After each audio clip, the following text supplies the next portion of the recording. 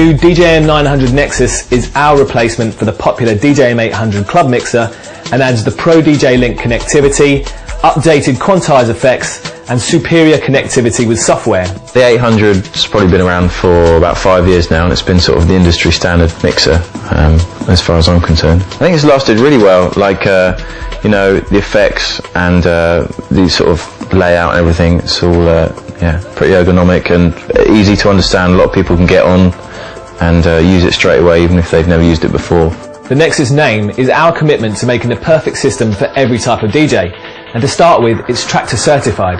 The original setup before the DJM900 came along was 2 laptops, 1 running machine and 1 running Tractor, 2 Audio 8 sound cards. Now with the new mixer it makes it a lot easier. Now I can just have 1 laptop, running machine and Tractor, so it's totally hard for my setup. And also now not having the sound card, so having to plug the sound card in and stuff, I can just come in, plug the USB straight in. And my DJ setup now consists of 2 CDJ2000s, 1 DJM900, an iPad, a MacBook with Ableton Live on, a Korg Nano Pad, a Korg K oscillator and an EFX 1000. I also use the 900 as a control surface, I use the Nano Pad as a control surface and my iPad as a control surface, all in Ableton. The 4-channel 24-bit 96K sound card and full MIDI control integrates the mixer with high-tech DJ tools. People, if they're using Tractor or Ableton, they can just plug straight in. You know, all their drivers and everything can be customized before they go to the club. We've added a new touch-sensitive X-Pad to the beat effects, which brings rhythmic expression and instant effects triggering to your fingertips. There's 5 insanely high-quality beat effects too, with a studio-style reverb, the beat-mashing slip roll, the madness of spiral, and a sidechain innovation of melodic. The colour effects have been expanded from 4 to 6 with the new dub echo, space, noise, and with studio-style dynamics of the gate and compressor. So let's start out with the colour effects, which are available on all 4 channels and independently controllable. Well, the whole thing about the mixer, I just love the whole layout. I love the filters are just, for me, one of the best you can get. You know, I've always been obsessed with the high pass and the low pass filter on it because it's the main part of the way I mix. Well, obviously there's some nice new colour effects on there, like the space, which is great for creating builds and like just splashing out snares and bright frequencies. That's also a post-fader effect, along with the dub echo, which is also a post-fader effect.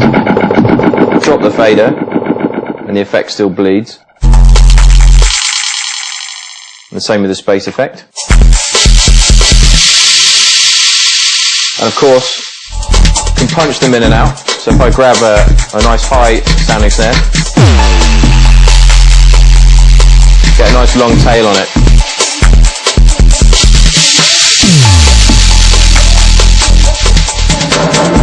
Low pass and high pass. The colour effects are, you know, push the button, turn the dial, something happens straight away. Whereas the beat effects are more rhythmical, you've got more parameters to play with. But it's using them both together really that's the key in that mixer. The new firmware 4.0 for the CDJ2000 and CDJ900 sends record box beat grid information to the DJM900 beat effects, making it an essential update. The DJM900 sends on-air status back to the CDJs, so when you push up the fader, the CDJ2000 platter assigned to that channel turns from white to red, so you know that it's live on air. Yeah, it's really easy to update the CDJs. I do it in clubs all the time. You know, even when the person before you is playing, it takes literally 2 minutes and 15 seconds.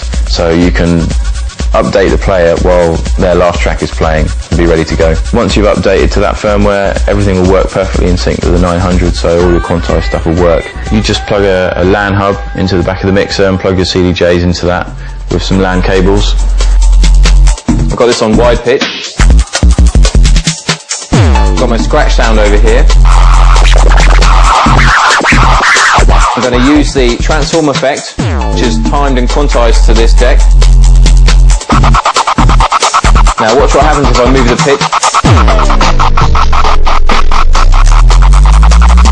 The effect stays in time.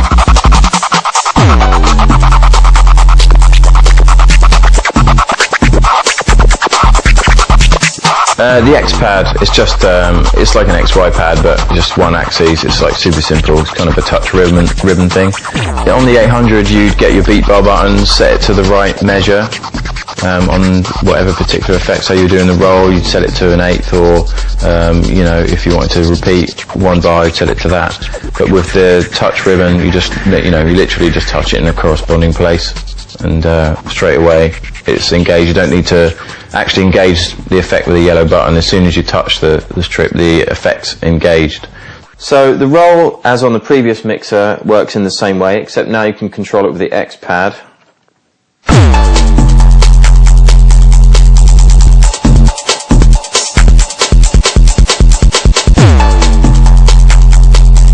And what I like to do is use it to do little fills or little breakdowns, and combine it with some of the colour effects here,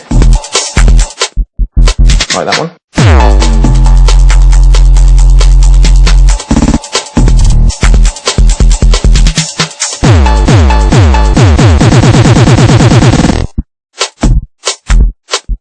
So you make your own little breakdowns, and then you can just take little sections with the roll, so we get those little snares next time they come around.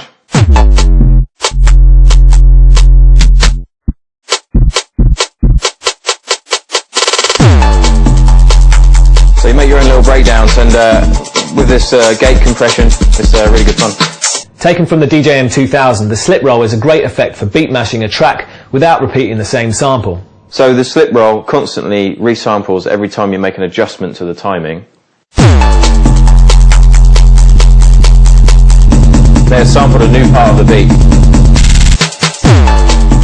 And now all the roll effects are post fader, so you can do the sound colour effect.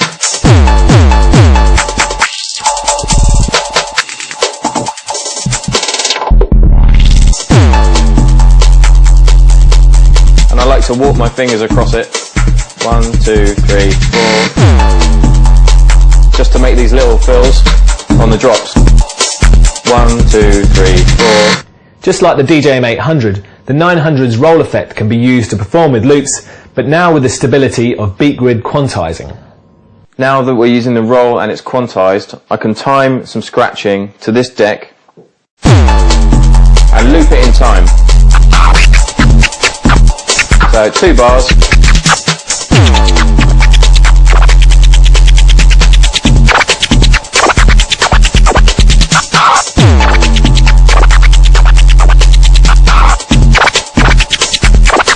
It stays in time.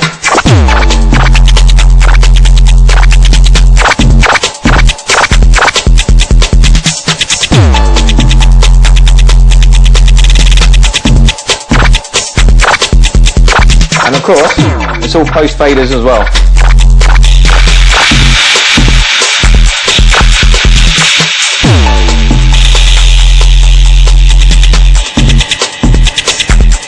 Dub echo.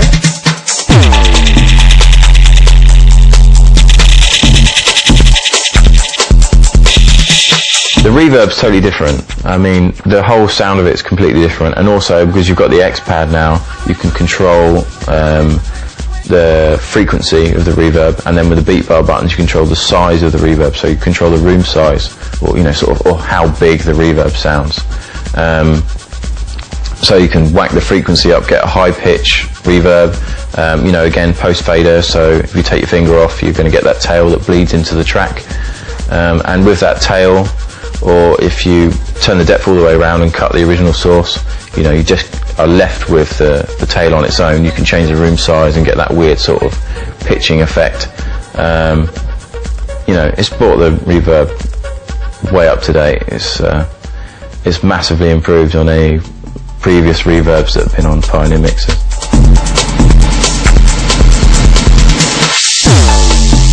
So we've got a nice high-pitched tail there.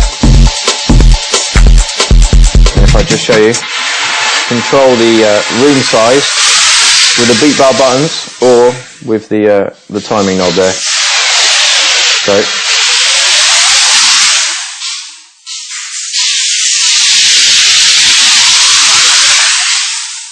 well, the spiral is a little bit mental, but it's great fun. It's kind of the rock band effect. So the spiral is like a tape delay that's gone bananas, and it sounds a bit like this. It's pretty gnarly.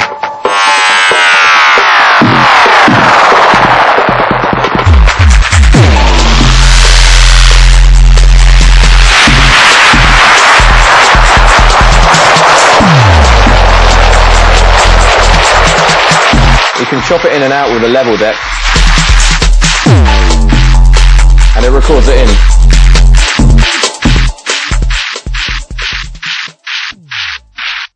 The melodic effect is a sampler which responds to the peaks of the underlying music.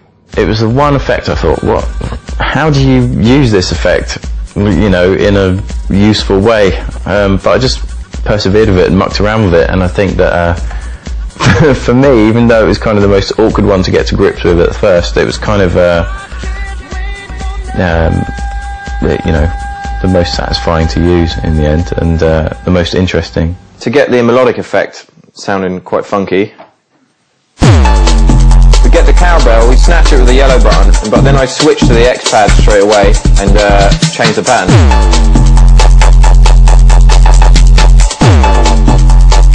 And what I can do now, make it melodic by changing the pitch with the beat bar buttons or the timing knob.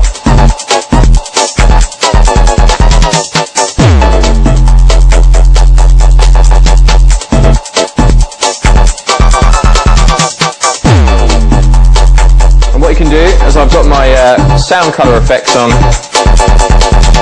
this channel and this channel, and if I change the channel, just bleed the effect into the other channel. It just picks up a little tail of the effect.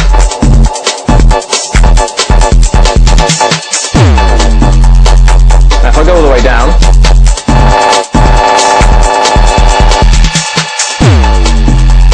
keep my finger on there, I can actually turn this off.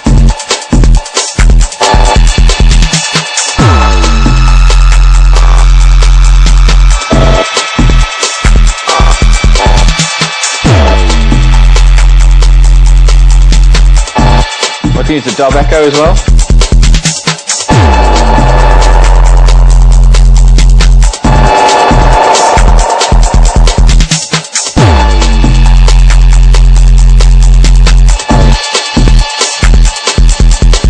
Channel select, back onto this channel, should remember the pattern.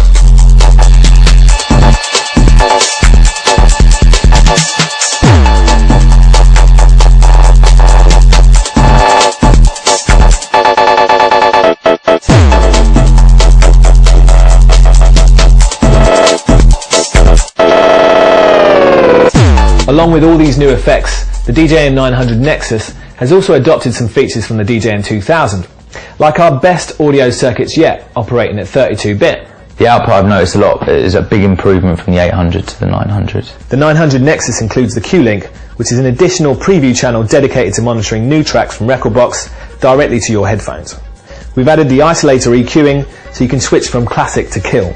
The 900 Nexus will be even more reliable with sturdy new fader technology that no longer positions electronics directly under the faceplate opening. And the Pioneer P-Lock fader caps are impossible to pull off in the heat of the mix thanks to a new locking mechanism. Another refinement is all the connections, which are now symmetrically and intuitively arranged so you can easily connect sources blind.